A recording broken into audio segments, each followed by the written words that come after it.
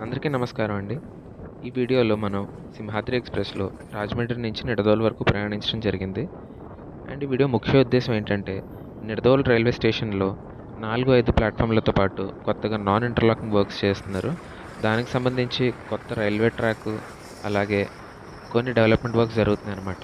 అవి చూపిద్దామనే ముఖ్య ఉద్దేశంతోనే ఈ వీడియో తీయడం జరిగింది.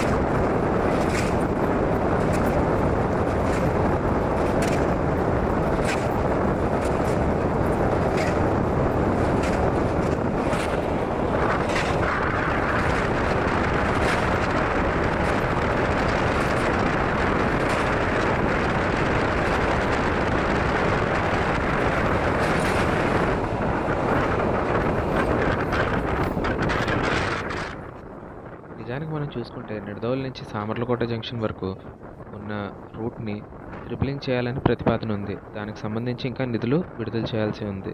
సో, దాని మూలాన ఏంటంటే మనకి ఈ ఏరియా వచ్చేసి ఒక బాటిల్ నెక్‌గా మారింది. ఎందుకంటే నిడదవోలు నుంచి విజయవాడకి మల్టిపుల్ వేస్ ఉండడం, అలాగే సామర్లకోట నుంచి కూడా మనకి మల్టిపుల్ డైవర్షన్స్ ఉండడం. ఒకటి కాకినాడ వైపు, ఒకటి విశాఖపట్నం వైపు. సో, ఈ మధ్యలో ఉన్న కారిడార్ ఏంటంటే ఒక ప్రయారిటీ కారిడార్ బాటిల్ నెక్‌గా మారడం జరిగింది.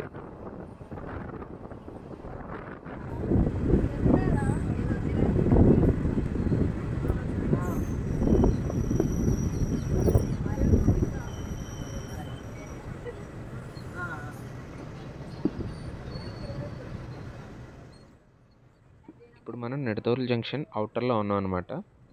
ఇక్కడ మనం చూస్తే పోల్స్ వర్క్ గానీ, అదేవిధంగా థర్డ్ ట్రాక్‌కి కావాల్సిన పనులు గానీ చేయడం జరిగింది.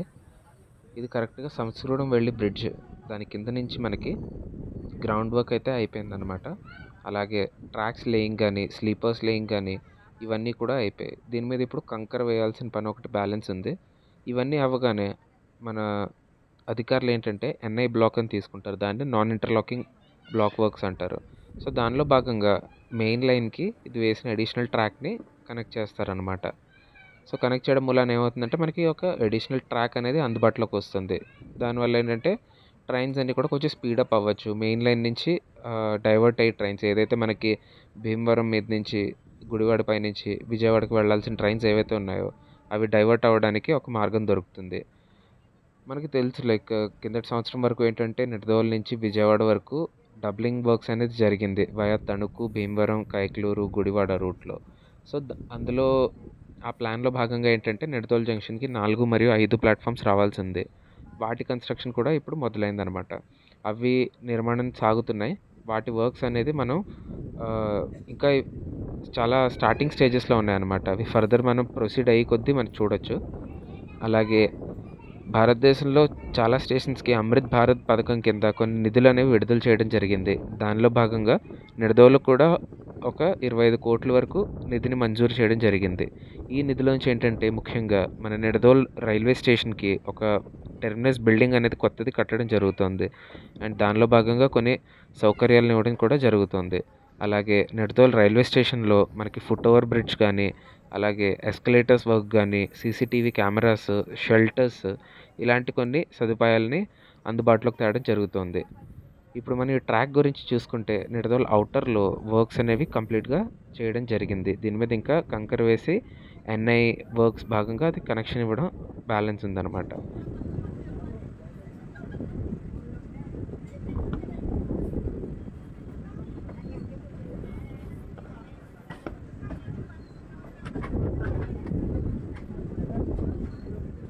అలాగే మనం ఇక్కడ చూసుకున్నట్టయితే ఇది వచ్చేసి మనకి గూడెం గేట్ అనమాట.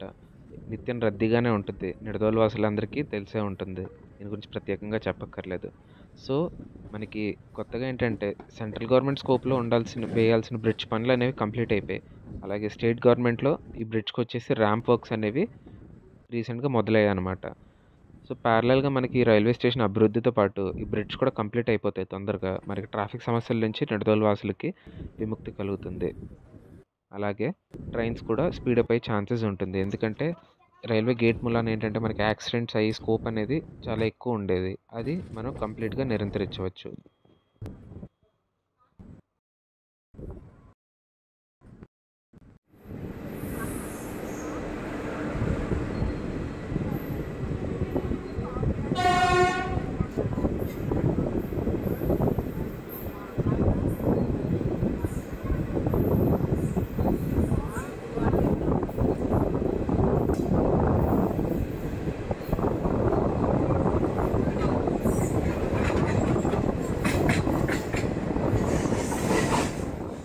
సో మొత్తానికి మనం చూసుకుంటే అవుటర్లో పనులు అనేవి చాలా తొందరగా సాగుతున్నాయి అన్నమాట. ఇవి ఇలాగే కంప్లీట్ చేస్తే మనకి ఈ సంవత్సరం ఆఖరికల్లా పనులన్నీ ముగిసి అలాగే ప్లాట్ఫామ్ కూడా అందుబాటులోకి రావాల్సిందే. అయితే ఎన్నికలు రావడంతో ఈ పనులు కొంచెం హోల్డ్ అయ్యే ఛాన్సెస్ కూడా ఉందన్నమాట. ఏదైతే కానీ మనకి పనులన్నీ సక్రమంగా పూర్తయి నిడదవోలు వాసులకు సౌకర్యాలన్నీ మెరుగ్గా అందాలని ఆశిద్దాం. అంతవరకు జై హింద్.